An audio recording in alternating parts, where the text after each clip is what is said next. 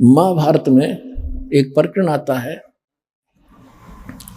कि जब युद्ध का समय हुआ, अर्जुन मना कर रहा था मैं युद्ध नहीं करूंगा, श्री कृष्ण जी में युग काल प्रवेश करके उसको डरा धमका रहा है, फिर ज्ञान समझा रहा है, तो युद्ध कर ले, तुझे कोई पाप नहीं लगेगा, मैंने सब मार रखे। उसकी बातों में आकर डर डरा के अर्जुन ने युद्ध कर लिया। और युद्ध के अंदर जो पांडवों को पाप हुआ, उस कारण से युधिष्ठिर जी को बुरे सौपन आने लगे। जब राजगद्दी पर बैठ गया वो उसके, और श्री कृष्ण जी उनके धार्मिक गुरु थे, तो अपने कोई दिक्कत आती है तो गुरु से ही समाधान शिष्य चाहते हैं। तो पांडवों के धार्मिक गुरु, यादवों के धार्मिक गुरु श्री कृष्ण जी थे। श्री कृष्ण जी से जब पूछा कि ये क्या कारण है और क्यों ऐसा हो रहा है, भाई को बहुत बुरे सौपन आ रहे हैं, खाना नहीं खा रहा है, आंखें फटी फटी सी रहती है, ना बोलता है, सहमा सहमा सा रहता है, जैसे कोई मेंटल हो गया। श्री कृष्ण जी ने बताया कि तुमने जो महाभारत में बंधु घात किया, चाचे ताऊ भाई बहन भतीजे मारे, सेना मारी, वो पाप तुम्हें दुखी कर रहा, सेध रहा, वो पाप कर्म तुम्हें आड़े आ गया, इसका समाधान। तो उस समय अर्जुन को महसूस तो हुआ कि युद्ध के समय जब मैं मना करूं था युद्ध करने से, और कृष्ण कह रहा था तू क्यों नहीं करता, तू तो सूरवीर है, क्यों अपने लक्षण को भूल गया है, ये है वो है, और मैंने सबको मार रखा, तुझे पाप नहीं लगेगा। आज ये पाप कहां से आ गया? तो अर्जुन बोला नहीं, इसलिए नहीं बोला कि यदि मैं टोक दूंगा और यदि मैं आज प्रश्न कर देता हूं कि आप पहले तो कह रहे थे तुम्हें पाप नहीं लगेगा, और आज ये पाप कैसे लग गए? क्योंकि श्री कृष्ण जी ने उसका समाधान बता दिया था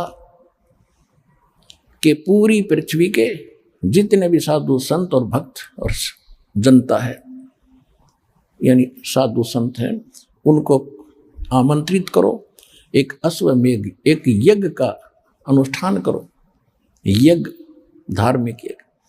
उसमें ऊपर आकाश में जो स्वर्ग लोक के देवताओं को भी निमंत्रण दो, और उसमें एक शंख रखा जाएगा, शंख जो मंदिरों में बजाते हैं, आपने देखे होंगे, इस तरह का 5 मुख का एक शंख रखा जाएगा।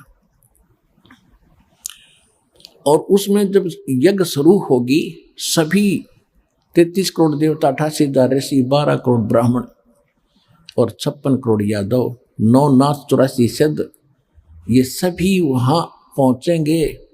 और जिस समय ये सब खाना खा लेंगे महापुरुष, उसके बाद वो 5 मुख का शंख था, पंचायन 5 मुख थे उसके। आपने तो एक मुख का देखा होगा, 2-2 मुख के तो हमने भी देखे हैं, तो 5 मुख का था, उसके 5 मुख थे। और उसको कहीं अलग रख दिया जाएगा सटूल पर दूर। जब सभी खाना खा लेंगे उस यज्ञ में, वो शंख अपने आप बजेगा। शंख बज गया तो तुम्हारी यज्ञ संपूर्ण होगी, और शंख नहीं बजा तो यज्ञ संपूर्ण हुई नहीं, तुम्हारा संकट नहीं कटेगा। और दूर दूर तक सबको बुला के लाना, को साधु संत रह नहीं जावे पृथ्वी पर, और ना जाने किस में कौन सी करामात हो।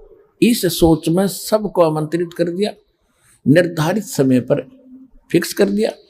अब अर्जुन ने सोचा था कि यदि मैं अब प्रश्न कर दूंगा कि आप जब तो कह रहे थे तुम्हें कोई पाप नहीं लगेगा, और आज ये पाप कहां से आ गया, तो मेरा भाई, क्योंकि इसमें अरबों रुपये खर्च होने थे, इतनी जनता जिम्मेगी, और मेरा भाई इतना नेक है, इतना सेंसिटिव है, यदि इसको ये आभास भी होगा कि खर्चा लगने जा रहा है मेरे ट्रीटमेंट पे, और भाई इसलिए ये वाद विवाद कर रहा है, ये चाहता नहीं मेरे को सुखी देखना, कहीं इसको ये भाव हो गया था मेरा कोई जीवन नहीं रहेगा। इस करके अर्जुन चुप रहा, छाती पे मुक्का मारा, सब्र किया और कहा जो आप कहोगे वही होगा। अब कहने का भाव ये है पुण्यात्माओं, निर्धारित समय जो रखा गया था उस दिन 33 करोड़ देवता, 88,000 ऋषि, 12 करोड़ ब्राह्मण, 9 नाथ 84 सिद्ध, इंक्लूडिंग ब्रह्मा विष्णु महेश वहां उपलब्ध थे। विष्णु तो कृष्ण था ही, ब्रह्मा और शिव हो रहा है भेष बदल के, और 33 करोड़ देवता। उसी समय परमेश्वर कबीर जी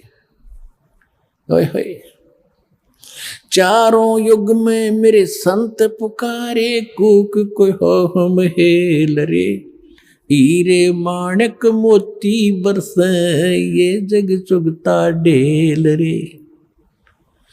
परमेश्वर कहते चारों युग में आया हूं मैं, और अच्छी आत्मा पुण्यात्माओं को मैंने ये ज्ञान भी समझाया है। हम सब ने मिलकर भी ऊंचे ऊंचे स्वर में जगह जगह जाकर के ये ज्ञान डंडोरा पीटा है, ये मुनादी की है, सत्संग ज्ञान कराया है, सुना, लेकिन कोई नहीं सुनता हमारी।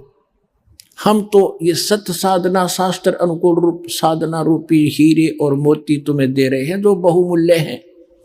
तुम इनको ना स्वीकार करके कंकर और पत्थर और डड़े इकट्ठे कर रहे हैं, आन उपासना करके, अन्य देवताओं की भगवानों की पूजा करके, एक समर्थ कबीर भगवान की भक्ति ना करके जो अन्य पूजाएं तुम कर रहे हो वो डड़े ढो रहे हो, ढेल इकट्ठे कर रहे हो। चारों युग में मेरे संत पुकारे, कूक कहा हम हेल रे, हीरे माणक मोती बरस ये जग चुगता ढेल रे। सतयुग में सत सुकृत कह टेरा, त्रेता नाम मुनिंदर मेरा, द्वापर में करुणा में कहाया, कलयुग नाम कबीर धराया। तो द्वापर युग में परमात्मा करुणा में नाम से आए थे। एक लीला जैसे कबीर जी के रूप में इसमें कलयुग में की है, ऐसे ही उस समय वो परमात्मा करुणा में नाम से आए थे, और कमल के फूल पर एक सरोवर के अंदर परमात्मा बालक रूप धारण करके वहां अवतरित हुए थे, सतलोक से चल कर आए थे। वहां से उसको एक बाल्मीक परिवार जो निसंतान था वो ले गया था उठा के। तो उस समय परमात्मा बाल्मीक कहलाए थे, क्योंकि बाल्मीक जाति ऋषि बाल्मीक जी के बाद उसके अनुयायियों की बनी है, जो सतयुग में प्रारंभ होगी थी बाल्मीक जाति। तो उस जाति में जन्मे थे वो, तो वहां परमात्मा वो उठाकर ले गए थे दंपति कबीर जी को। तो इस कारण से वो बाल्मीक कहलाए दाता। और उसी बाल्मीक के उस यानी बाल्मीकों में ही एक सुदर्शन थे, सुदर्शन नाम था। केवल उसने भगवान को पहचाना था। उसने भी जब पहचाना था जब मालिक ने ऊपर ले जाकर उसको वापस छोड़ा था। उसके बाद उसका बिल्कुल भ्रम निवारण हो गया था, लेकिन सुदर्शन के माता पिता नहीं मानते थे, और खुद परमात्मा के माता पिता भी नहीं मानते थे। वो भी रामकृष्ण इन्हीं के पुजारी थे, विष्णु ब्रह्मा शिव जी के। लेकिन सुदर्शन जी ने मालिक का ये ज्ञान नाम भक्ति ग्रहण किया था। तो उस दिन भीम जो पांडवों का भाई था भीम, उसकी सेवा उस साइड में लगी थी, निमंत्रण देने की, इनविटेशन देने की। और उसने जाकर देखा सब जगह वो अपना निमंत्रण दे जा रहा था। तो वहां एक झोपड़ी में सुदर्शन जी रहते थे, बाल्मीक। और वहां जाकर के उसने कहा कि महाराज, मैं युधिष्ठिर राजा का भाई हूं, भीम मेरा नाम है, और आपको ये निमंत्रण देने आया हूं, आप अवश्य आइएगा, हम एक अश्वमेध यज्ञ कर रहे हैं। और परमेश्वर कबीर जी ने सुदर्शन जी को बता दिया था, करुणा में रूप में आए हुए थे भगवान, विद्यमान थे वहां पर, उस समय वर्तमान थे। उनको बता दिया था कि ऐसे ऐसे ये इन महाभारत जो किया है इनको बहुत हानि होगी, और काल ने युनाश करा दिया, 18 करोड़ आदमी मरवा दिए, और पाप इनका सिर रखवा दिया पांडुआ का, और इनका बहुत बुरा हाल होगा सुदर्शन। इतना कहर इन्होंने कर दिया, राज खुश होकर राज कर रहे हैं। कितने दिन करेंगे इस राज को, इतने जीव मरवा के, पाप का माल गाड़ी भर ली इन्होंने मूर्खों ने। कहते हमारा ज्ञान किन्हे ना सुनिया, पर भी लेड़ जात है दुनिया। हमारी ज्ञान नहीं सुनते और बकवादों में कहीं पर भी नहाने जाओ, कभी तीर्थों पर जा रहे हैं, कोई और साधना कर रहे हैं। तो सुदर्शन जी को बात याद आ गई, गुरु जी बता रहे थे ये तो वो आदमी है। तब सुदर्शन जी ने कहा कि अरे भीम, तुम्हारे अन्न को जो खाएगा वो सीधा नरक में जाएगा, ऐसी गलती सुदर्शन नहीं करेगा। तुम तो अपराधी व्यक्ति हो, तुमने लाखों बहन करोड़ों बहन विधवा कर दी, करोड़ों बहन बच्चे अनाथ कर दिए रे। अब उस नरक को खा रहे हो, उस रक्त को चाट रहे हो, और जो तुम्हारे अन्न को खाएगा वो भी तुम्हारी तरह नरक में जाएगा। हम नहीं आएंगे। यदि मुझे बुलाना है तो जो यज्ञ तुम करने जा रहे हो, ऐसी यज्ञों का 100 का फल मुझे दे दो, तब मैं तुम्हारे ग्रास तोड़ू, ना कौन नरक में जा ऐसे पाप के अन्न को खा के। अब भीम भी पहलवान था, मोटे दिमाग के व्याघ्र पहलवान, और फिर राज की ताकत, बॉडी की ताकत, श्री कृष्ण जी की ताकत के हमारे साथ भगवान रहते। तो कहने लगा कि बाबा जी ज्यादा मत बोला, यदि मुझे मेरे भाई और भगवान कृष्ण का मुझे डरना होता, तेरा मुंह न तोड़ देता पीट पीट के। खबरदार फालतू बकवास करिए, तो आना होता ये ना मत आइए, ये कैसे कह दिया हम अपराधी हैं। अब सुदर्शन जी चुप हो गए। भाई कहते साकट और सवाल में उल्टा जवाब नहीं दे। भीम गुस्सा कर कहा गया, क्या तेरे बगैर हमारी यज्ञ संपूर्ण नहीं होगी? ऐसे ऐसे मन मन में सोचता हुआ रहा, ऐसे ऐसे ऋषि आएंगे, 33 करोड़ देवता आएंगे, श्री कृष्ण जी रहे वहां पर, ये तो फॉर्मेलिटी कर रहे हैं। मन में सोची भीमसेन ने, जब वो सारे 33 करोड़ देवता, 88,000 ऋषि, 12 करोड़ ब्राह्मण, 9 नाथ गोरखनाथ जैसे, और विश्वामित्र और ये मार्कंडे जैसी तोप वहीं बैठी थी। गोरखनाथ जैसे जो सोने को भी पहाड़ बना देता था, वो भी वहीं विद्यमान थी वो आत्मा। क्योंकि ये आगे चलते रहते हैं, प्रत्येक युग में इनका जन्म होता है। क्योंकि जो आत्मा आज हम जानते हैं वो पहले किसी और नाम से थी वहां पर। तो आज हम जानते हैं गोरखनाथ की महिमा से, और कोई नाम बताओ थारा जच्चे ने, इसलिए इनको ऐसे बताना पड़ता है। इसमें भ्रम में ना पड़ना कि गोरखनाथ कब जन्मे और वो कब हुआ, ये फला, इस चक्कर में ना पड़ना। जो दास बोल रहा सच्ची मानना, क्योंकि आप तो बच्चे हो, दास टीचर है।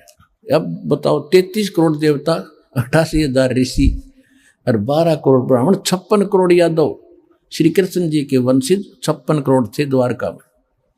वो उनके रिश्तेदार थे, क्योंकि अर्जुन ब्याह था, श्री कृष्ण जी की बहन ब्याही थी अर्जुन का शुभद्रा, तो रिश्तेदारों ने ताना ही आना था। वो 56 करोड़ रिश्तेदार आ रहे। धार्मिक अनुष्ठान में सब ने भोजन कर लिया, संघ की तरफ इंतजार कर रहे थे, टस से मस ना हुआ। युधिष्ठिर कहने लगा, भगवान हमारे पाप ही ज्यादा है, ये तो स्पष्ट दिखाई देता है मुझे। वो दिख रहे हैं, वो बहनें रो रही थी, चूड़ियां फोड़ रही थी, टक्कर मार रही थी। जिस दिन मैं गंगा घाट पर गया था, हरिद्वार में गया था, बच्चे लिपट लिपट कर रो रहे थे, पिता कहाँ गया। आज मुझे वो याद आ रही है कि हम बहुत पापी हैं, लेकिन अब ये समाधान मुश्किल लगता है। तब श्री कृष्ण जी ने कहा कि इसका समाधान करने वाला संत पहुंचा ही नहीं है। युधिष्ठिर को कुछ आशा जागी कि कौन है ऐसा महापुरुष, या गले नहीं उतरी युधिष्ठिर के कि श्री कृष्ण जी ने भोजन खा लिया, और ये 9 नाथ 84 से 33 करोड़ देवता, 88,000 ऋषि, 12 करोड़ ब्राह्मण, वेद के वक्ता, जिन्हें चारों वेद कंठस्थ कर रखे थे, दुनिया को बड़ी महिमा सुनाते थे, सिद्धियां भी रखते थे, सबने भोजन कर लिया, शंख नहीं बजा, और कौन है पृथ्वी पर। युधिष्ठिर जी ने पूछा कि भगवान क्या इन महापुरुषों के भोजन से ये समाधान नहीं हुआ? क्या ये साधु संत इतने तपस्वी नहीं है? श्री कृष्ण जी ने कहा कि तपस्वी ना, ये तो 84 के ढोर हैं, अगले जन्म में कोई गधा पड़ेगा, कोई कुत्ता, ये अभिमान के मारे हुए हैं, इनके पास वो भक्ति नहीं है। युधिष्ठिर के ना जच्ची यह बात, कैसे ऐसे ऋषि और वहां वशिष्ठ मुनि जैसे भी आ रहे, क्योंकि आत्मा ये स्वर्ग में है, ये कभी आ सकती है जब तक ये पुण्य है। इनका चक्र तो फिर बन जाएगा जब अगले जन्म में गधेर कुत्ते बनेंगे। सुर नर मुनि जन 33 करोड़ी, ये बंदे सभी निरंजन डोरी। यानी निरंजन के ही संविधान में है। और इसका संविधान क्या है? कोट जन्म तन भर मत होगे, कुछ न हाथ लगा रे, कुकर सुकर खरबया बोरे, कौवा हंस बुगारे। इंद्र कुबेर ईश की पदवी, ब्रह्मा वरुण धर्मराया, विश्वनाथ के लोक को जाकर फिर भी उल्टा आया। इनका जन्म नहीं समाप्त होता। ये पोस्ट है 33 करोड़ देवता, 88,000 ऋषि, व्यास जी आदि, तो ये मर जाएंगी। अगले बार दूसरी आत्मा इन पोस्टों पर होंगी, ये कुत्ते गधे सुअर बन जाएंगे। श्री कृष्ण जी ने अपना आशीर्वाद देकर दिखाया कि देख, कोई अपने आसन पर जहां वो बैठे थे, कोई गधा बनकर खड़ा है, कोई कुत्ता बनकर, कोई सर्प बना है, कोई केंचुआ बना है। उस दृश्य को देखकर युधिष्ठिर घबरा गया कि भगवान ये लीला बंद करो, मैं देख नहीं पा रहा हूं। ये हालत होगी इनकी, हाँ ये हालत होगी इनकी भविष्य में। ये लीला नहीं, ये सच्चाई है। फिर भगवान कौन है ऐसा महापुरुष जिससे हमारा उद्धार हो? तो श्री कृष्ण जी ने कहा कि ऐसे यहां से इतनी दूरी पर और वो स्थान है, वहां एक महापुरुष रहता जो सतगुरु का शिष्य है, वो ही एक भक्त है, उससे ही ये कल्याण हो सकता है। ये भी परमात्मा की रजा थी। श्री कृष्ण की जो दृष्टि खोल दी, उसको वही दिखाई दिया। अब वो संत है जिससे यह बात बन सकती है। तो फिर पूछा कि उस साइड में कौन भेजा था निमंत्रण के लिए? कि भीम भेजा था। तो भीम को बुलाकर पूछा कि आपने इस महापुरुष को निमंत्रण दिया या नहीं? भीम ने कहा जी निमंत्रण तो दिया, लेकिन वो तो कुबोल आदमी है, वो अच्छा आदमी नहीं है। श्री कृष्ण जी ने पूछा भाई देखो, आपकी जो सेवा दी थी वह पूरी करनी चाहिए थी। कौन कैसा है ये आपने नहीं देखना होता है, वो तो यहाँ ही मेरा पट्टेगा कौन कैसा है। और या कोई बात थी तो हमें बताना चाहिए था। क्या हुई बात, उसने क्या कह दिया ऐसा? भीम बताता है कि उस महापुरुष, उस संत ने, भगत ने ये कहा कि मैंने जब अपना इंट्रोडक्शन दी कि मैं भीम हूँ, युधिष्ठिर का भाई हूँ, और ऐसे ऐसे में ये कर रहे हैं अनुष्ठान, आप भी आइएगा। तो उन्होंने कहा कि तुम्हारे अन्न को तो वो खाएगा जिसने नरक में जाना हो, तुम तो अपराधी व्यक्ति हो, घोर पाप कर रखा तुमने। श्री कृष्ण जी को मालूम था कि यो विपलवान है, इसने भी कुछ बकवास जरूर करी होगी। तो आपने क्या उत्तर दिया? कि मैंने ये उत्तर दिया कि यदि मुझे भगवान का डर ना होता, मेरे भैया से मैं बहुत शर्म करता हूँ, नहीं तो तुझे मैं यही समार देता, तेरा मुंह तोड़ देता। ऐसा कुबोल बोला उसने। श्री कृष्ण जी ने कहा देखो, साधु संतों के साथ इस तरह बोलना भी पाप है। तूने एक अपराध और कर लिया, भले आदमी, तुम इतनी संकट के अंदर खड़े हो आज, और उसने कौन सी झूठ बोल दी? अपराधी हो तभी तो तुम इतना दुख हो रहा है, नहीं तो नहीं होता ये, और उसके बिना ये हो नहीं सकता। मुझे बताना चाहिए था, चले मेरे साथ, उसके बिना यह बात बढ़े। अब तो उनके वो जमीन छोटी पड़ गई थी, उनको कह रहे बीड़ी धरती होगी, और कोई हो नहीं रहा संकट जो का, तो करोड़ अरबों रुपये खर्च भी हो लिए, अब मरता क्या नहीं करता, बिग्गी बिल्ली बनकर। और वो भी साथ साथ श्री कृष्ण जी बोले चलो मेरे साथ। पांचों पांडव, छठे कृष्ण जी, और रथ लेकर के वहां पहुंचे। एक योजन यानी 4 कोस की दूरी पर रथ छोड़ दिया। रथ पीछे पीछे आ रहा है और पांचों पैदल चल पड़े। और उस दिन क्या हुआ कि सुदर्शन जी ने ये बात जाकर बताई अपने गुरुदेव करुणामय अर्थात परमेश्वर कबीर जी से कि भगवान भीम आया था और ऐसे ऐसे कह रहा था, मैंने तो उसको मना कर दिया। परमात्मा बोले बहुत अच्छा किया बेटा, न जल का मर जाता, इतना पाप है उनके ऊपर था। ऐसे अन्न को खाना नहीं चाहिए। अब परमात्मा बोले वो फिर आएंगे भाई, क्योंकि उनका काम तो बनना ही नहीं है, बनना ही यहाँ से है, वो तो हमसे ही बनेगा।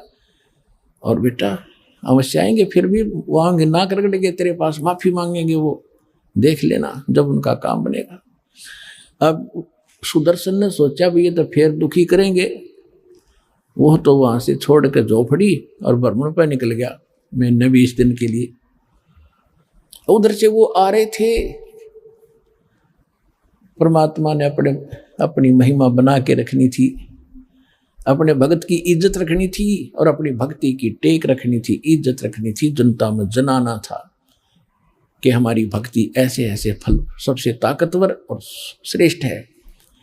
खुद सुदर्शन रूप बनाकर अपने शिष्य का झोपड़ी में बैठ के जाकर अपनात्मा अध्यात्म मार्ग के अंदर एक ऐसी परमात्मा की रजा होती है, उसमें किसी को बताने की आवश्यकता नहीं पड़ती ये कितनी कौन पोस्ट है या कौन व्यक्ति है, कौन पुरुष है, कौन सिद्ध है, अपने आप ताकतवर के सामने वाला अपने आप झुक जाता है। जब श्री कृष्ण जी वहां आए तो परमात्मा बैठे थे झोपड़ी में आसन पे। श्री कृष्ण जी ने मुकुट समेत प्रणाम किया। ये श्री कृष्ण जी दंडवत प्रणाम कर रहे हैं तो सारे पांचों पांडवों ने भी करना था, क्योंकि वो तो फंसे पड़े थे। पहलवान ने भी प्रणाम किया, दंडवत प्रणाम किया। फिर खड़ा होकर के श्री कृष्ण जी ने कहा कि हे परवरदिगार, ये युधिष्ठिर है, ये इसके सब भाई हैं, इन्होंने एक यज्ञ किया है, इनको आपत्ति आई है, आपको निमंत्रण देने आए हैं, आपको ले लिवाने के लिए आए हैं। आप चलिए, ये सिरजनहार, इनका उद्धार करिए, इनके यज्ञ में चलिए, इनका कल्याण हो जाएगा। साधु संत से ही होता है कल्याण। तब परमेश्वर ने कहा सुदर्शन रूप में कि भाई देखो महाराज जी, आप त्रिलोकीनाथ रहे, मैं एक गरीब आदमी झोपड़ी वाला, आप तो समर्थ हैं, आप सक्षम हैं, आप तो लीला कर रहे हो, आप भी तो कर सकते हो। श्री कृष्ण जी बोले नहीं, जिसका काम उसी को साजे और करे तो मूर्ख बाजे, ये तो आपसे होगा। भगवान परमात्मा ने कहा, सुदर्शन रूप में बैठे थे, कहा कि भाई मैंने इस पहलवान से बताई थी मेरी शर्त पूरी करो। कौन सी शर्त थी आपकी? श्री कृष्ण जी ने पूछा, क्या शर्त थी आपकी? मेरी शर्त है कि 100 भीम ने बता दिया था कि ये शर्त भी रखी उसने कि 100 अश्वमेघ यज्ञ का पुण्य मुझे दो, तब मैं चलूं। इस बात से मुझे और दुख हुआ कि ये आना ही नहीं चाहता। तो श्री कृष्ण जी को वहां पता लग गया था कि ये कंडीशन है महात्मा की असली, तो वह भी उनके ध्यान में थी बात। तो जो ही सुदर्शन रूप में परमेश्वर ने कहा कि मेरी वो कंडीशन पूरी करो जो शर्त मैंने रखी थी, 100 अश्वमेघ यज्ञ का फल मुझे दो, तब मैं चलूं। श्री कृष्ण जी ने कहा, अरे पुण्यात्माओं, ये वेद भी प्रमाण देते हैं, खुद भगवान भी प्रमाण देते हैं। चारों युग में मेरे संत पुकारे कूक कहा हम हेल रे, हीरे माणिक मोती बरसे ये जग चुगता ढेल रे। चारों युगों में मालिक आते हैं, चारों युगों में यही सूक्ष्म वेद की वाणी बोलते हैं जो दास आज आपको सुना रहा है। लेकिन उस समय ये संस्कृत के ज्ञाता, ये अभिमानी लोग इस लाल को परख नहीं पाते और हमें भी वंचित रखते हैं, स्वयं भी वंचित रह जाते हैं। तो श्री कृष्ण जी ने कहा कि परमात्मा ने वो वाणी बोल ही रखी थी और ये शब्द खंड नहीं होता, सबके अंतःकरण में ये जो का तू जमा होता है। चाहे कितनी बार जन्म कुत्ते का देखा हो लो, मनुष्य का जब जन्म होगा और यदि आपका वो टीवी चालू हो गया जातक माँ से, तो आप सामने ये कभी भी ये वाणी पढ़ सकते हो, सामने नजर आ जाएंगी, सुन भी सकते हो अंदर से टेप की तरह। तो श्री कृष्ण जी ने कहा, आपकी वाणी है भगवान, संत मिलन को चालियो तजमाया अभिमाने, जो जो कदम आगे रखे सो सो यज्ञ समान। परमात्मा, इस अध्यात्म मार्ग से आपने भी शिक्षा लेनी है कि जिस समय यदि इस सतलोक आश्रम बरवाला में ये दास बैठा है, पृथ्वी पर संत कहो, सतगुरु कहो या दास कहो,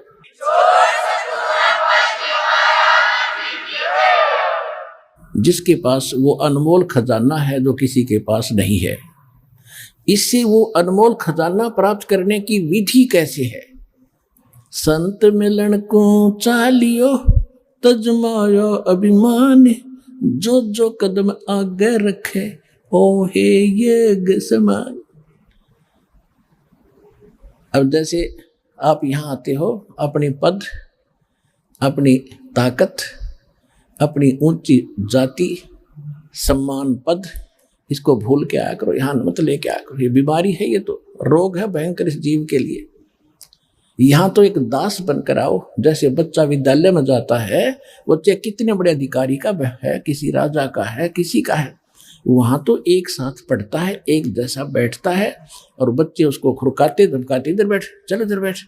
वो उसमें कभी कंप्लेंट नहीं करता अपने माँ बाप को जाके, वो मुझे धमकाता था, वो मुझे खुरकाता है, वो बच्चों की तरह ही रहता है। तो यहाँ आपने आके, चाहे कितना उच्च पोस्ट हो आपकी, ये उच्च पोस्ट तो 2 दिन की है, फिर कई पोस्ट मिल जाएंगी, गधे कुत्ते सुअर की जाए, यहाँ ठीक ठाक ना रहे तो वो भारी पड़ जाएंगे आपको। इसलिए यहाँ आकर विनम्र रहे, अधीन रहे, इस मन को सेट करना है। जब तक हम अधीन नहीं होंगे, भगवान राहत नहीं देगा।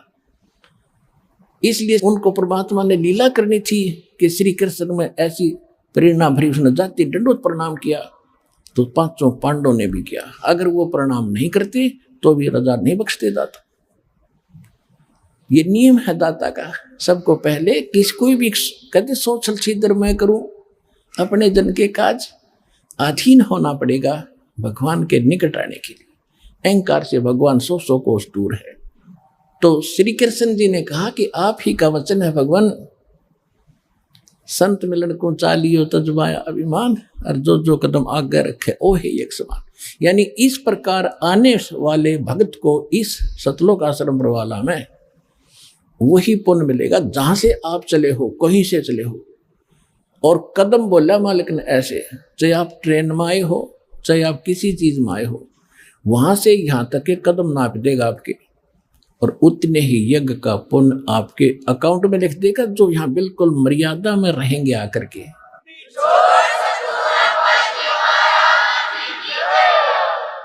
और उस एक यज्ञ को करने के लिए उन पांडवों ने शास्त्र विदिता का मनमाने ढंग से अरबों रुपये खर्च किए, तो भी सफल नहीं हुई वो यज्ञ। और वो पुण्य आपको यहाँ आने वाले को मर्यादा में विनम्र भाव से, निष्कपट भाव से और सीधा साधु भाव से रहकर दर्शन करने से, सत्संग सुनकर जाने से लाभ हो जाता है।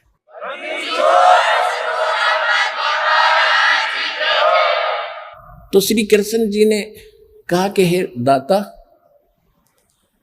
हम इंद्रप्रस्थ से चले हैं दिल्ली से, और यहाँ तक आने में हमारे जितने भी, आज आप देख सकते हो, आप तो अंतर्यामी हैं। कृष्ण जी तो उनको सही संबोधन कर रहा था, लेकिन उनका ना जच्चे थी, यू सुदर्शन को ऐसा क्यों बोल रहा है, किसको? वो पांडव खड़े थे। आप तो अंतर्यामी हैं, आज आप खूब देख सकते हो आज इनकी क्या हालत है। ये मेंटल होया खड़ा है युधिष्ठिर तो, और इनका इतना पैसा खर्च हो चुका है। आपके सामने भीम, अर्जुन, नकुल, सहदेव सारे खड़े हैं। आप देख सकते हो आज इनकी क्या हालत है। भीम बड़ा पश्चाताप कर रहा था, ऐसे ऐसे कर रहा था, ऐसे ऐसे कर रहा था, और इतने अधीन होकर आपसे आज आपके द्वार आए हैं। और आप ही की वाणी है कि जो ऐसे आता है उसको एक कदम का भी एक यज्ञ का फल मिलता है। इसको उनको यहाँ से यहाँ तक जितना भी हमारे पुण्य हुए हैं आपके वचनानुसार, ये मालिक 100 रख लो, बाकी हम दासों की झोली में डाल दो, हमारा भी कल्याण हो जाए। साधु भूखा भाव का, धन का भूखा ना, अर्जय कोई धन का भूखा, पर वो साधु भी को ना। यही बनाना चाहते थे कि मैं अपनी रजा बकस सकूं, इस योग्य हो जाएंगे। और किसके उनके यज्ञों के भूखे थे, वो तो परिपूर्ण परमात्मा समर्थ कबीर भगवान। सब पदवी के मूल हैं और सकल सिद्धि हैं तीर, दास गरीब सतपुरुष बजो वो अवगत पुरुष कबीर। के सब पदवी के मूल हैं, सब पदवी यानी जैसे प्रधानमंत्री राष्ट्रपति अपने देश के, उसके पास सभी पावर हैं, सब पद जितने हैं, कोई मंत्री का है, मुख्यमंत्री का है, कोई आईएएस आईपीएस डॉक्टर, जो भी तहसीलदार है, वो सब पदवी के मूल हैं, उसके नौकर हैं सभी। वो किसी भी पावर अपनी पद का सब पद उसके पास हैं, उसने आगे बांट रखे हैं। तो वो फिर तहसीलदार बनना चाहोगा क्या, पर राष्ट्रपति नहीं। इसी प्रकार कहते परमात्मा तो कबीर जी तो सब पदवी के मूल हैं और सकल सिद्धि हैं तीर, उसके पास सब सिद्धियां हैं। असंख्य सिद्धि, यहाँ तक अष्ट सिद्धि में से कोई एक आदि सिद्धि प्राप्त करके ये चौधरी पाके फिरे थे, महापुरुष पाके गए थे, विद्वान और भगवान की दर्जा ले गए थे। अगस्त ऋषि जैसे ने 7 समुद्र पी लिए एक घूंट में, इसी से सबके यहाँ बोल बाला हो गया। कहते हैं उसके पास सकल सिद्धि हैं तीर, उसके सब उसके पास वो सिद्धियां हैं जो इनके पास कभी नहीं हो सकती। और दास गरीब सतपुरुष भजो, गरीबदास जी कहते हो सतपुरुष की भक्ति करो, आविगत सत्य कबीर।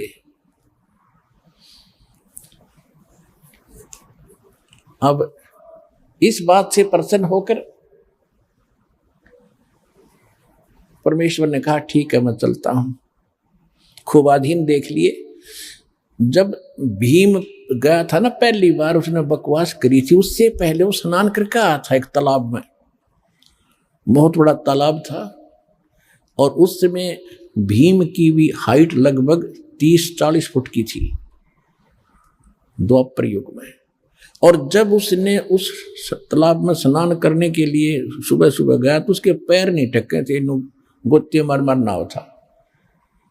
तो तब परमात्मा ने उस भीम से कहा कि पहलवान इधर आ एक बार। कहा जी, जब तक न्यू खड़ा था पहलवान भीमसेन। उस दिन क्या कहा था भीम ने, क्योंकि सारी बातें अब बताएंगे। जब उन्होंने ये कहा ना सुदर्शन जी ने कि भीम तुमने नाश कर रखा, 18 करोड़ आदमी मार दिए और आज तुम राज प्राप्त करके उन बहन बेटी विधवा होगी, अनाथ बच्चे होंगे, उसको नरक को खा रहे हो। तब भीम ने कहा था कि ज्यादा मत बोला बाबा जी, अपने दम से युद्ध जीता है, एक का मारूं था 20 मरे थे, इतनी ताकत है मेरे। तो उस समय परमात्मा तो अंतर्यामी, उन्होंने तो सबकी वार्ता का पता ही होता है क्या क्या बात हुई थी। तो परमात्मा ने कहा कि सुदर्शन जी रूप में कि भीम जिस दिन आप पहले आए थे, जब ये कह रहा था एक का मारूं था 20 मरे थे, मेरे में ताकत है, तेरे जैसे ताकतवर तो नरे जा लिए तो पासिंग भी कोई ना भाई। जिस दिन आप यहाँ आए थे और उस तालाब में स्नान करके आए थे कहीं, कहाँ जी उस तालाब, वो तालाब बताऊं कौन था, वो कुंभकर्ण का यो खोपड़ी थी ऊपर की या कटोरी सी, जो वहां पड़ी थी और पानी से भरी हुई थी काफी वर्षों से। वो स्वच्छ जल है उसमें। वो तो कुंभकर्ण का यूं इतना हिस्सा था, खोपड़ी यो कटोरा सा, बाकी कितना होगा इन्होंने सोच ले पहलवान, तेरी क्या औकात है उसके सामने। उसके जोड़ में तो तू तेरे पांव भी ना टेके थे, उसकी खोपड़ी में वो कितना ताकतवर, कितना बलशाली होगा। ये तो सारी सच्ची मान्यता का जी होगा जी, अवश्य होगा। जब नहीं जब बताऊं तो ना सुना वो। तो पुण्यात्मा आप देख लो विचार करके, इन बातों में हमने नहीं आना है। संसार की कोई वो फलानी ताकत है वो है, ये बकवाद है सारी। ताकत तो एक ही है मालिक की, उसके बाद सब झूठी है। सतलोक चले गए तो हमारा कल्याण है, नहीं तो यहाँ मेरा मटी न्यू बनी रहेगी असंख्य जन्मों तक। तो परमात्मा बोले ठीक है पहलवान, अब चलते हैं तेरे वहाँ भंडारे में। ऐसे कर, ये मेरी खुट्टी ऊपर एक लकड़ी पे परमात्मा की माला थी, उसकी सुदर्शन जी की, या मनकों की माला जिससे भजन करते मंत्र करते हैं, लकड़ी की मनियों के। कहने लगा ये माला उतार, मैं लेके चलूंगा। भीम गया फटाफट, क्योंकि आज्ञाकारी हो गया था जब, तो कि ऐसे महापुरुष से हमारा काम बनेगा। माला उतारने लगा तो भीम ने सारी ताकत ला ली और न पसीना आ गया और शर्मा के नौका नो छोड़ कर आ गया। तो परमेश्वर कहने लगे कि पहलवान रथ दे, जल्दी चल लेंगे। बोला नहीं, एक लोग खड़ा हो गया आके, महाराज मेरे से नहीं उतरती। परमेश्वर ने ऐसे किया था हाथ, वह अपने आप उतर के उनके हाथ में आएगी।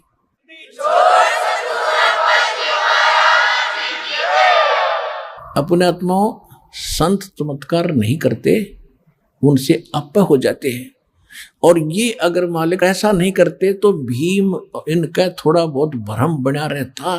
तो वो तो एक ट्रेलर दिखाया था परमात्मा ने, ताकि इनका दिल डटा रहे, वहां तक इनका सब्र बना रहे। और फिर मालिक की वेशभूषा कैसी थी? जंगल में रहने वाले हैं, फटी पुराने कपड़े, धोती लपेट रखी हुई, ऊपर रखा करते, कपड़े वपड़े होते नहीं थे, और पैरों में बुआई फटी हुई, यानी मतलब जैसे काफी दिन स्नान हुए, गांव में ऐसे रहते हैं। इस वेशभूषा बैठे जाता, बाल बड़े हुए, छोटे छोटे दाढ़ी बढ़ रही, तो लेकर चल पड़े रथ में बैठा के। और वहां बैठे 33 करोड़ देवता, 88,000 ऋषि, 12 करोड़ ब्राह्मण, 9 नाथ 84 शब्द। और सभी जब उन्होंने देखा कि ये संत लाए हैं ये, और इससे कहते हैं कि ये शंख बजेगी, तो वो सभी जो उपस्थित थे, वो सभी देवता वगैरह, वो क्या कह रहे थे आपस में कि इनके पाप ही ज्यादा है भाई, ये तो इनको भोगने ही पड़ेंगे, ऐसे थोड़ा ठीक होते हैं। यानी अपने ऊपर दोष कोई नहीं देता कि हमारा ब्यों तो नहीं इसको ठीक करने का, हमारे अंदर अभिमान है ये। तो जब उसको लेकर आए तो सभी ने अपने परने मुंह पर लाकर हंस रहे हैं कि ये बजाएगा इनका शंख, ये भी भ्रम मिट जाएगा इनका। अब श्री कृष्ण जी ने द्रौपदी जी से कहा कि द्रौपदी बहन, ये महापुरुष है जिसे तुम्हारा युग काम बनेगा। नहीं तो सबके, वो तो बहुत दुखी हो रहा था सारा परिवार, काम नो का नो, पैसे सारे खर्च लग हो गए, और संकट निवारण हुआ नहीं, यो 3 ताप का कष्ट भी ना मिटा। प्रेत बाधा थी धर्मराज युधिष्ठिर को, और वो भी इतना हट्टी। तो द्रौपदी से कहा कि बहन ऐसे कर, श्री कृष्ण जी ने कहा कि बहन बढ़िया भोजन बना, ये महात्मा रोटी खाओगा, भोजन खाएगा तो शंख आपका काम पूरा होगा। अपनी आत्माओं ऐसी सचिथी में, और नहाकर धोकर स्वच्छ तरीके से बड़ा एक आइटम द्रौपदी ने अपने हाथों बनाया, कदे कोई नौकर गलती कर दे और महात्मा ने स्वादिष्ट ना लगे, क्योंकि ये ऋषि ऋषि देशी होया करें, ये ऋषि लोग थे, ये तो न सोच ले सर्प थे, सर्प विषैले, इनकी सेवा में थोड़ी सी कमी रह जा श्राप दे दें। पुण्य तो दूर की बात है, पाप पहले दे दे, लेकिन साधु संत कभी श्राप नहीं देते, साधु संत श्राप नहीं देते, ये तो नकली लोग दिया करते हैं। तो द्रौपदी ने भोजन बना के मैं बनाऊंगी, कहीं कोई त्रुटि ना रह जा किसी नमक मसाले में बनाने में। बना के भोजन नारी नारी आइटम, जलेबी न्यारी, कचौड़ी न्यारी, पकौड़ी अलग से, लड्डू, दही बड़े, हलवा, पूरी, कचौरी सब बना के बड़े से थाल में कटोरियों में डाल के और महात्मा जी के सामने खुद परोसा। अब परमात्मा ने क्या किया, कटोरी तो न्यारी रख दी अलग अलग, उनमें से थोड़ा थोड़ा भोजन डाल लिया, सब आइटम ले लिए थोड़े थोड़े, भी मेहनत करी है बेटी ने, और थोड़ा थोड़ा इतना सा सारा डाल कर थाली में इकट्ठा करने लग गया। अब द्रौपदी ने सोचा था कि महात्मा घास फूस का खाने वाला, जंगल में रहने वाला, ऐसा भोजन बना दिया है, उंगली खाओगा उंगली चाटेगा, और 100 जगह मेरी महिमा बांटेगा कि भोजन बना द्रौपदी ने। भाई ऐसा भोजन सुना ही नहीं, देखा भी नहीं इतना स्वादिष्ट। अब उसने बनाया तो इस दृष्टिकोण से था, सभी बहनों की यही एक टेंडेंसी होती है कि अतिथि आ जावे तो कोई मेरे बनाए हुए भोजन में त्रुटि ना रहे, कहीं ये बाहर जाके मेरी बुराई करे कि ऐसी बहन थी उसने कुछ भोजन भी ना बनाना आया। तो अपने सामर्थ्य से अच्छा भोजन बनाती है, यही द्रौपदी ने किया। जब उसने देखा द्रौपदी ने कि इसने तो सारा ही काम बिगाड़ दिया, सारा गुड़ गोबर कर दिया, सारी इकट्ठी कर दी, टेस्ट नहीं लिया किसी वस्तु का, और मैंने 2 घंटे तक दो में मांग फुड़वाई, लकड़ी से चूल्हे पर बनते थे आइटम, तो मन मन में बहुत बुरा भला कह दिया महापुरुष के प्रति कि जिसी सकल इसी अकल, शूद्र का शूद्र ही रहा, इसने खाने का भी नहीं पता, ये काहे का शंख बजाएगा, काहे का ये काम पूर्ण करेगा। ये मन बड़ा दुष्ट है, 1 मिनट में काम बिगाड़ देता है। अब वो तो अंतर्यामी थे, द्रौपदी में के बकवाद भारी है, अहंकार था उसके अंदर कि मैं राजा की रानी, मैंने खुद भोजन बनाया, राजेश ने ये क्या कर दिया, कोई खाने का भी नहीं पता इसको, मेरे को एक बार भी ना सराया। परमात्मा अंतर्यामी थे, अब उसमें वह मरोड़ रही थी, अहंकार था। जब तक अहंकार है भगवान मदद करेगा नहीं। उसका वो अहंकार तोड़ना था, उसका बल काटना था, तो उसमें मरोड़ी रह रही थी थोड़ी बहुत, बल टेढ़ा मंड रह रहा था, टेढ़ापन ठीक करना था द्रौपदी का। परमात्मा ने क्या किया, जितना भी वो सामान थोड़ा थोड़ा इकट्ठा पदार्थ मिलाए थे, इकट्ठा करके एक बार खाया। जो शंख रखा था टस से मसली हो रहा था, उसने एक बार आवाज की और बंद हो गया। सबका ध्यान गया, खुशी की लहर दौड़ गई कि हो बन गई बात। दूसरी बार फिर खाया, दूसरी बार फिर शंख ने आवाज की, फिर बंद हो गया। 5 बार में उसने सारे आइटम को खा लिया जो डाल रखा था थाली में, तो 5 ही बार में वो शंख बजा और बंद हो गया। परमात्मा ने वह थाली चाट दी और साफ करके रख दी।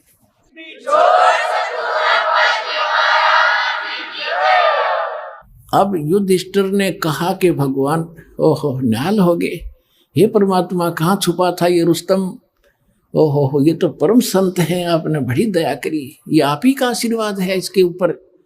कृष्ण जी बोला मेरा आशीर्वाद ना है, ये तो आशीर्वाद किसी और का है, तुमने उसका पता नहीं, ये आशीर्वाद तो कोई और है, ये खुद आशीर्वाद दिखा है मैंने, तो आशीर्वाद नहीं है इसके पास।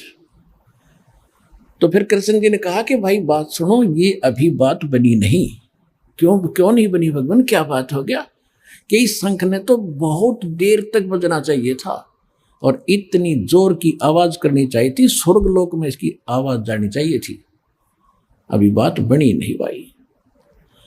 अब कलेजा पकड़ लिया युधिष्ठिर ने कि भगवान अब किसको लाओगे बुला करके? श्री कृष्ण जी ने कहा कि भाई कोई बुलाना शेष नहीं है, ये महापुरुष जो बैठा है ना, ये परमात्मा है, खुद ने सोच लो, परम शक्ति है, और इसके एक बाल के बराबर भी ये 3 लोग नहीं है। युधिष्ठिर अपने घर में किसी ने कोई गलती कर रखी है भाई। पुण्यात्माओं देखो, सतलोक आश्रम बरवाला जिला हिसार हरियाणा में सभी भक्त आते हैं और सबको एक ही जैसा आशीर्वाद, एक ही जैसा मंत्र सबको दिया जाता है। एक तो आता अगली बार कूदता हुआ, जी मैं ये ठीक हो गया, मुझे ये लाभ हो गया। दूसरा कहता मैं 5 बार आ लिया, मुझे कोई लाभ नहीं हो रहा।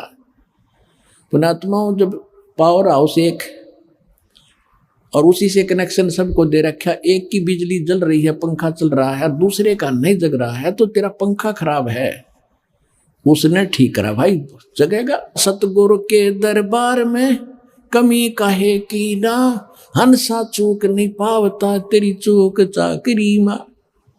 अपनी त्रुटि ठीक करे, अपनी चूक ठीक करो, पावर तो ज्यों की त्यों है, आपको भी लाभ देगी। आपकी ये अग्रम मगरम खत्म ना होती। ये कैसे हो सकता है, ये कैसे हो सकता है, मतलब काफी दिन में सेट होगी। जब जिस दिन यह सेट हो जाएगी, Kabir is God nothing else, फिर देखना खेल दाता के।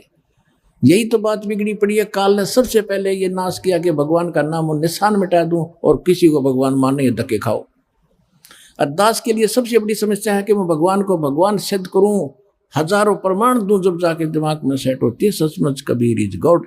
और जब तक ये विश्वास नहीं होगा वो लाभ मिले नहीं। जैसा कि आप परमात्मा को जब भोग लगता है, एक शब्द सुनते हो, मोकू का खोज ढूंढा रे बंदे, मैं तो तेरे पास में, ना तीर्थ में, ना मूर्त में, ना काशी कैलाश में। लास्ट में फाइनल करते हैं, कह कबीर सुनो भी साधो, मैं तो हूं विश्वास में, और सब श्वासन के श्वास में। जो नाम तुझे दिया गया उसका जाप कर, और जिस दिन तुझे विश्वास हो जाएगा कबीर इज गॉड, सब कुछ कर सकता है, हृदय मान लेगा तेरा, उस दिन देख मेरे खेल।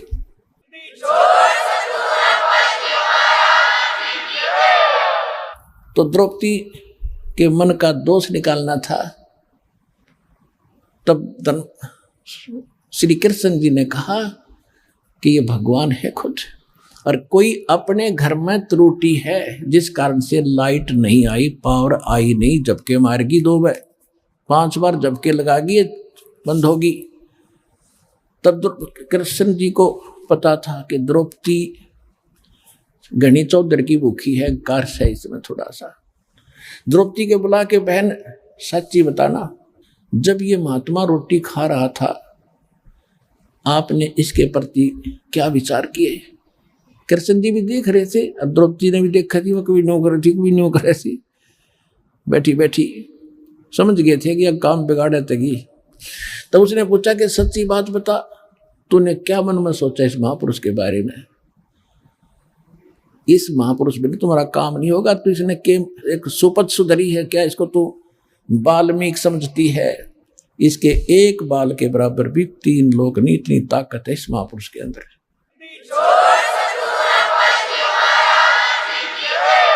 द्रौपदी से कहा श्री कृष्ण जी ने कि सच्ची बताना, कि हाँ जी सच्ची बताओ। मैंने किसी नौकरानी का सहयोग नहीं दिया भोजन बनाने के लिए, अपने हाथों भोजन बनाया। ने सोचा था ऐसा भोजन खिला दूंगी महात्मा गुण गाओगा मेरे जाके और उंगली चाटता रह जाएगा। जब इन्होंने सारा इकट्ठा कर दिया, खिचड़ी बना दी, मैंने बड़ा दुख हुआ और ये शब्द बोल दिए कि रहा शूद्र का शूद्र, इसने खान का पता ना पीन का पता है, और ये काहे का शंख बजाएगा, काहे की कार्य सिद्ध करेगा। श्री कृष्ण जी बोले आपने तो एक पाप और इकट्ठा कर लिया संत के बारे में गलत सोच कर।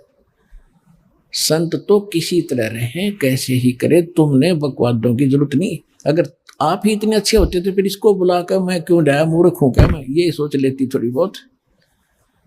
ये क्या है, कौन है, ये तो मैं भी ढंग से नहीं जानता, पर काम बनेगा इससे। तब द्रौपदी से कहा कि तू इसके चरण धो, या धूल समेत इसके चरणामृत पी, ताकि तेरी अकल ठिकाने आवे, तेरा पाप कटे, अहंकार मिटे। द्रौपदी जब बात बनेगी। द्रौपदी ने उसी समय प्रांत में पानी डाला, 1 लोटा लाई, परमात्मा के चरण धोए, कबीर जी के, सुदर्शन जी के। सुदर्शन रूप में मालिक बैठे थे, वो चेला तो सैर सपट्टे को चला गया था, और धो के वो पैर जब द्रौपदी ने डाल के गिलास में दूध पुनः पिया और कहा कृष्ण जी ने कि आधा मुझे भी दे बहन, इसे महापुरुष का चरणामृत कब कब नसीब हो। आधा श्री कृष्ण जी ने पिया, आधा द्रौपदी ने पिया। उसी समय शंख बजा, उसी समय शंख बजा और स्वर्ग तक उसकी आवाज गई।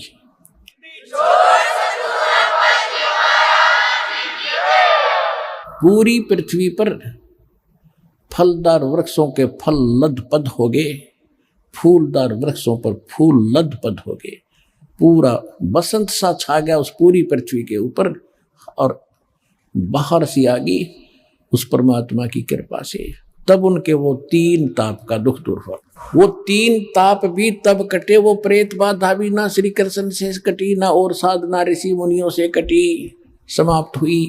वो संकट भी परमेश्वर कबीर जी के उस शक्ति से, विधि से वो हुआ। तो पुण्यात्मा, यहाँ जो आते हो आप, यहाँ वो साधना है जो सुदर्शन जी करते थे और भगवान बताते थे, और उसी साधना से मालिक ने कितनी संकट टाले थे। तो यहाँ जो आप साधना कर रहे हो, आ रहे हो, आपके ये 3 ताप भी कबीर परमात्मा यहाँ करेगा, इस विधि से करेगा, सारे ठीक होंगे।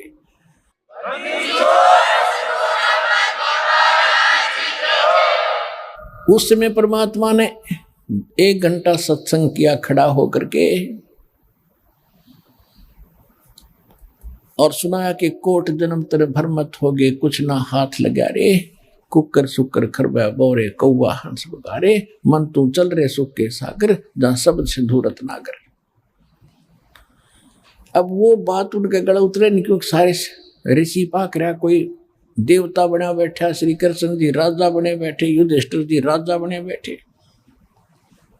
वह गले उतरी नहीं उनका किस्से का। जो भगवान बताना चाहते थे कि चलो उस लोक में सतगुरु मिले तो इच्छा मिटे पद मिल पदे समाना, और चल हंसा उस लोक पठाऊं जो आदर अमर स्थाना। चार मुक्ति जहाँ चंपी करती माया होरी दासी, दास गरीब अभय पद पर से मिले राम अविनाशी। आप वहां चलो जी, किसी चीज का भाव नहीं, लेकिन नहीं मानने कोई भी। परमात्मा उठकर आ गए। अपने आत्माओं तुम कौन राम का जपते जापम, तात कट न ये तीनों तापम। आज दास के पास वो भक्ति है जो भगवान ने सुदर्शन जी को दे रखी थी। उसको केवल और 5 नाम का ही मंत्र दिया था, लास्ट में दिया था कति 2 मंत्र और उसको 3। कति लास्ट में जब देख लिया कि कभी काम बिगाड़ ना दे, तब उसको दिया था, जब उसको पार करा था। और अब भंडारा खोल देना, क्योंकि हम तो ज्यादा कर्महीन हो गए। अब से ही ये सब कर्म करने लगेंगे, दान का, धर्म का, यज्ञ का, सब सुमरण, तब हम उस स्थिति में हमारी भक्ति आएगी जिसको जितना धन हम वहां से लेकर आए थे भक्ति का, उतना ही तैयार करना पड़ेगा हमने वापस वहां जाने के लिए।